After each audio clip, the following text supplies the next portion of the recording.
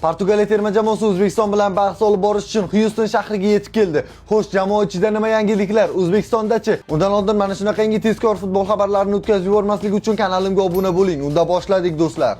Portugaliya terma jamoasi O'zbekiston bilan bahs olib borish uchun Houston shahriga yetib keldi do'stlar va men portugallarning avtobusdan tushish chog'ida ularning kayfiyatiga e'tibor berdim. To'g'risi, jamoada u qadar kayfiyati yaxshi emas va bu shuni anglatadiki, jamoaning ichkarisidagi muammolar hali to'liq bartaraf etilgani yo'q. Garchi Ruben Dias va Diogo Dalot matbuot anjumanida bot ichkarida muammo yo'q, jamoa bilan hammasi yaxshi deyotgan bo'lsa ham, garchi Portugaliya terma jamoasi jamoaviy kayfiyat yaxshi degan aks etgan rasmni ijtimoiy tarmoqqa joylagan bo'lsa ham, garchi Cristiano Ronaldo jamoadoshlari bilan tabassum qilgancha rasm tushib buni ijtimoiy tarmog'iga joylagan bo'lsa ham, bugun milliy terma jamoamiz jahon chempionatining ikkinchi turida Portugaliya terma jamoasiga qarshi bahs olib boradi. Bu portugallar milliy terma jamoamiz tarixidagi eng katta raqiblardan biri bo'ladi, balki eng kattasidir va hozir Cristiano Ronaldo o'z faoliyatidagi eng katta bosimda turibdi. Sababi Amerikaning narigi chetida uning asosiy raqibi Leo Messi birinchi turda hat-trick qildi, ikkinchi turda dubl qildi va bu 5 ta goli bilan Cristiano Ronaldoga qaragancha uyg'onmaysanmi Cristiano, balki vaqti kelgandir deyotgandek go'yo. Va meni xavotirga solayotgan narsa ham aynan shunday, ya'ni Cristiano Ronaldoning uyg'onish payti O'zbekiston terma jamoasiga qarshi uchrashuv davrida bo'lsa-chi?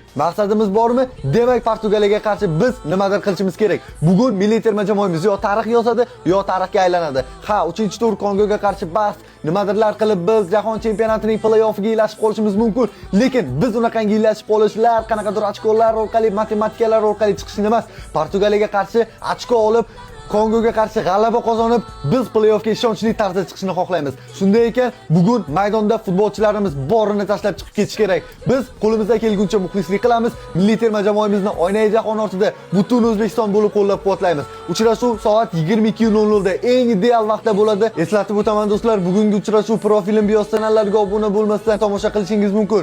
Qo'shiling, uchrashuvni birgalikda ko'ramiz va milliy terma jamoamizni birga qo'llab-quvvatlaymiz.